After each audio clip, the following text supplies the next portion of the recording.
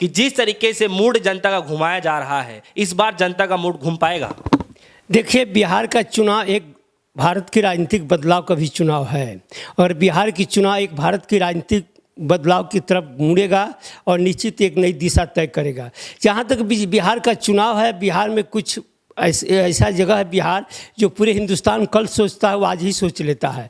बिहार में हर धारा की राजनीति अपनी बखूबी है, चाहे वामपंथ की राजनीति, क्रांतिकारी राजनीति हो, चाहे जाति का भी राजनीति हो, धर्म की राजनीति, सब अपने अपने जगह पर खड़े हैं। लेकिन बिहार में पहली बार ऐसा है कि एक वामपंथ से टकराव होने जा रहा है, क्योंकि एक महागठबंधन के ताकत के साथ साथ क्रांतिकारी वामपंथ भी उसके साथ जुटा हुआ है, जो तथाकथित नक्सली कहा जाता है, तथाकथित आतंकवादी कहा जाता है। सच्चाई है कि गरीबों, मजदूरों, किसानों, छात्रों, नौजवानों के सवाल को लेकर के हमेशा ये संगठन सड़क पर उतरती है और जनता के सवाल को रखती है, जिसे वहाँ सामंतशाही मिजाज के लोग उससे भयभीत रहते हैं और वो एक नफरत की बात समाज में फैलाना चाहते हैं। क्योंकि आज के दौर में जो बिहार की परिस्थिति बनी हुई है, जहाँ भयंकर बेरोजगारी है, जहाँ भूखमरी भी है, जहाँ के तमाम समस्याएं, बाढ़ की समस्याएं हैं, पटना शहर की गंदगी की समस्याएं, तमाम समस्याओं को लेकर के बिहार त्रसित है। एक बिहार का और उदाहरण दीजिए, जहाँ 1,25,00,000 लोग गरीबी रेखा से नीचे रहते हों और वहाँ चुनाव लड़ने वाले 65% लोग करोड़पति हो, ये अपने आप में एक प्रश्न खड़ा करता है। जिस बिहार में गरीबी है, उस बिहारी में भी करोड़पति और पतियों की संख्या भी ज़्यादा है। ये सवाल पूरे देश के जनमानस पे ही नहीं, पूरे ये उठ रहा है। बिहार के खास करके प्रगतिशील बुद्धिजीवी जो लोग हैं, ये सवाल को समझ रहे हैं। एक तरफ राजनीति को जाति और धर्म के नाम पर अपराधीकरण किया गया है, दूसरी तरफ आज बिहार में जमे जमाए तपे तपाए सामाजिक राजनीतिक कार्यकर्ताओं की एक फौज भी खड़ी है, जिससे शासक वर्ग घबरा रहा है। उसी घबराहट है उसकी, वो कहता है कि तथाकथित ये जो आतंकवादी हैं ये समाज में अराजकता फैलाते हैं। सच्चाई है कि जो अराजकतावादी हैं, जो अराजकता फैलाते हैं, अपने चेहरे अपने शीशे में देखें। तमाम अपराधियों की पृष्ठभूमि जो है आरएसएस और बीजेपी से जुटी हुई है, तमाम बुर्जुआ पार्टियों से जुटी है।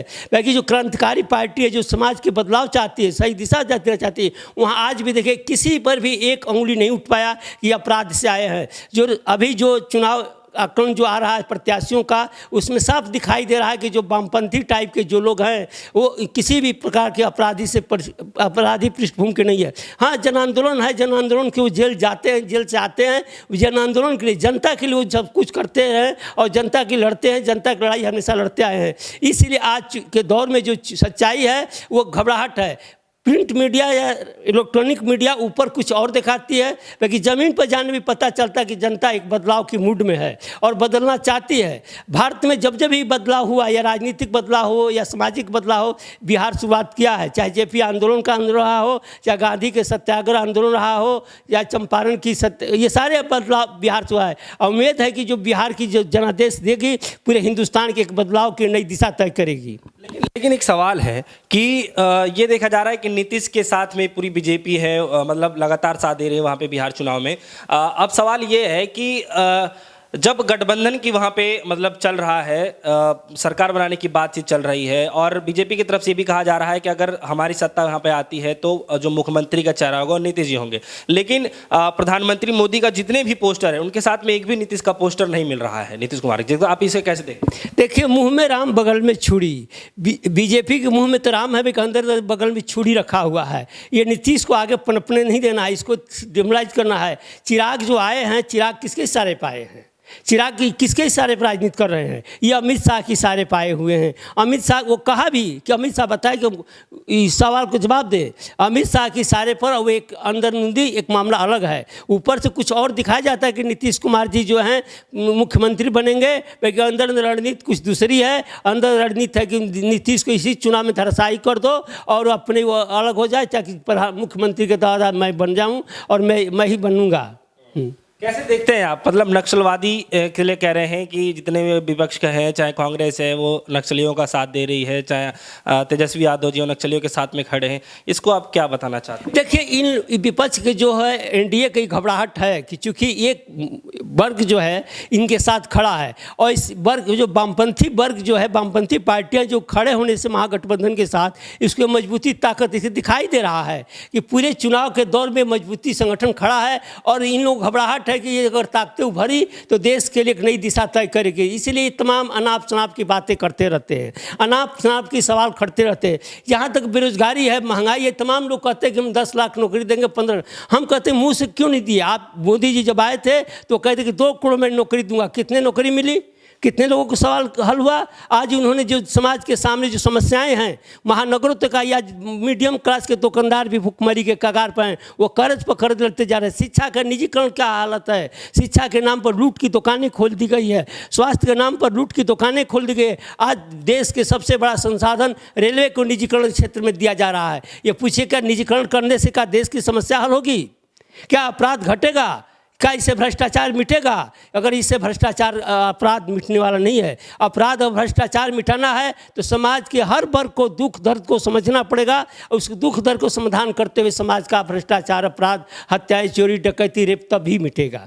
अच्छा, एक तरफ तेजस्वी यादव की जो रैली है उसमें जो भीड़ है वो काफ़ी एक अट्रैक्शन पैदा कर रहा है कि जनता जो इस बार बदलाव चाह रही है। लेकिन जो नीतीश कुमार की जो रैली है उसमें उन्हीं की बुराई होना शुरू दिख रहा है, क्योंकि लगातार जितनी भी रैलियां हुई हैं नीतीश कुमार में, कहीं चप्पल चल गए हैं तो कहीं गालियां बकी जा रही हैं, तो कहीं देश मतलब विरोध में नारे भी लगाए जा रहे हैं। इस तरीके से देखा जा रहा है। तो मतलब नीतीश की रैली में ही उनकी बुराई क्यों की जा रही है? देखिए, चूँकि लंबा समय शासन चलाते हुए नीतीश जी बिहार में आए हैं, 15 साल शासन चलाए हैं और 15 साल पिछला रिकॉर्ड बता रहे हैं। लेकिन जनता 15 साल रिकॉर्ड पिछला नहीं देखना चाहती है। वो तत्काल उसके सामने रोजगार है की समस्या है, तत्काल उसकी भुखमरी की समस्या है, तत्काल उसके पास खेती की संबंधित समस्याएं हैं, तत्काल उसके साथ वहाँ प्रशासनिक भ्रष्टाचार उसकी समस्याएं हैं। तो वो पिछला क्यों देखेगी? वो चाहती है जनता वहाँ की कि जो तत्कालिक समस्या वहाँ की है उसको समाप्त किया जाए। और इस पर नीतीश जी मौन धारण रखते हैं कि सुशासन के नाम पर अपराध भी वहाँ होता है,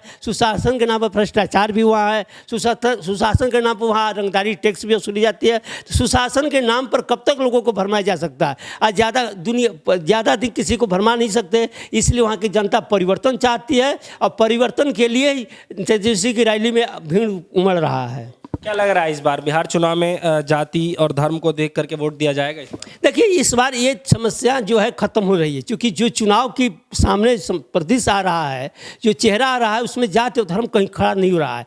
सबकी एक मौलिक सवाल खड़ा है, सबके रोजगार की सवाल खड़ा है, शिक्षा का सवाल खड़ा है और तमाम उसकी जनवादी सवाल खड़े हैं।